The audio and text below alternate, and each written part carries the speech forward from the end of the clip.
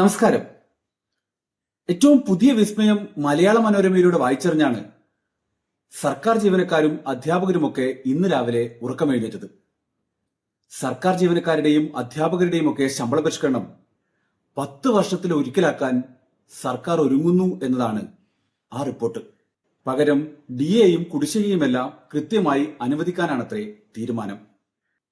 മനോരമയുടെ റിപ്പോർട്ടിൽ പറയുന്ന ഒരു പ്രധാനപ്പെട്ട കാര്യം ശമ്പള പരിഷ്കരണത്തിനായി LDF സർക്കാർ നിയോഗിച്ച കമ്മീഷനെ പുനഃസംഘടിപ്പിക്കും എന്നാണ്. സർക്കാർ പരിഗണിക്കുന്ന കാര്യങ്ങൾ കൃത്യമായി ബോക്സ് ഐറ്റമായി ആ റിപ്പോർട്ടിൽ നൽകിയിട്ടുണ്ട്. കുടിശ്ശികയുള്ള 2% DA ഓണത്തിനോടനുബന്ധിച്ച് നൽകും. ഇതിന്റെ ജനുവരി മുതലുള്ള കുടിശ്ശിക PFൽ ലയിപ്പിക്കും.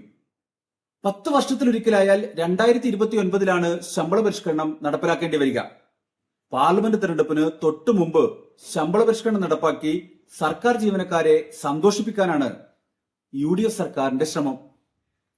2029ൽ ശമ്പള പരിഷ്കരണം നടപ്പാക്കിയാൽ സർക്കാർ ജീവനക്കാർക്ക് സന്തോഷമാകുമെന്ന് മനോരമയ്ക്ക് ഉറപ്പുണ്ട്. അപ്പോ എങ്ങനെയാ? സർക്കാർ ജീവനക്കാർക്കും അധ്യാപകർക്കുമെല്ലാം സന്തോഷമായില്ലേ? ഇനി സർക്കാർ ജീവനക്കാർക്കും അധ്യാപകർക്കും വേണ്ടി ഒരു പ്രഖ്യാപനം ഒരിക്കൽ കൂടി കൽപ്പിക്കാം. ജാഫർ എന്നെ കൊണ്ട് ഒരു കുരുക്കിലാക്കി ഇവിടെ പ്രഖ്യാപിക്കണമെന്ന്, പക്ഷെ ഞാനതിൽ വീഴില്ല. കാരണം ബജറ്റ് പ്രഖ്യാപിക്കാൻ പോവാണ് 19-ാം തീയതി. ബജറ്റിലെ രഹസ്യങ്ങൾ വന്നൊരു പൊതുയോധി പറയാമോ?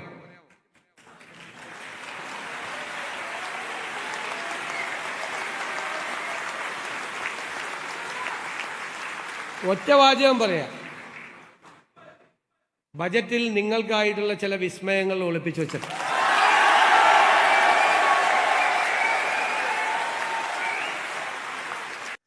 ആ ബജറ്റിൽ പക്ഷേ വിസ്മയമൊന്നും ഉണ്ടായില്ല. ഇനി ബജറ്റിൽ കരുതി വെച്ച വിസ്മയമാണോ ഇപ്പോൾ മനോരമയിലൂടെ പുറത്തു വന്നിരിക്കുന്നത്? ഇത് വായിച്ചപ്പോഴാണ് UDFന്റെ പ്രകടന പത്രികയെക്കുറിച്ച് കൂടി ആലോചിച്ചത്.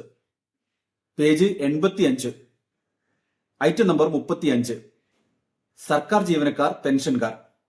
അതിലെ 9ാമത്തെ പോയിന്റ് അതിങ്ങനെയാണ്: സർക്കാർ ജീവനക്കാർക്കും സർവീസ് പെൻഷൻകാർക്കും 5 വർഷത്തിലൊരിക്കൽ സമഗ്രമായ ശമ്പള പെൻഷൻ പരിഷ്കരണം നടപ്പിലാക്കും. അപ്പൊ പ്രകടന പത്രികയും ഗുദാവ, എല്ലാത്തിലും യൂട്ടേൺ. ഇനി ഒരു ഓഡിയോ കൂടി കേൾപ്പിക്കാം. ജീവനക്കാർക്ക് സന്തോഷമാകും.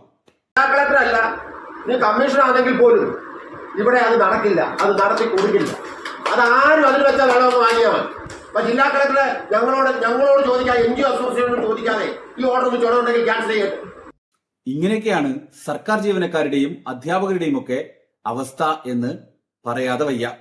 ഇത് ഷൂട്ട് ചെയ്തതിന്റെ പേരിൽ ഈ മൊബൈൽ ഫോൺ ആരും എടുത്തുകൊണ്ടുപോയില്ലെങ്കിൽ വീണ്ടും കാണാം. നമസ്കാരം.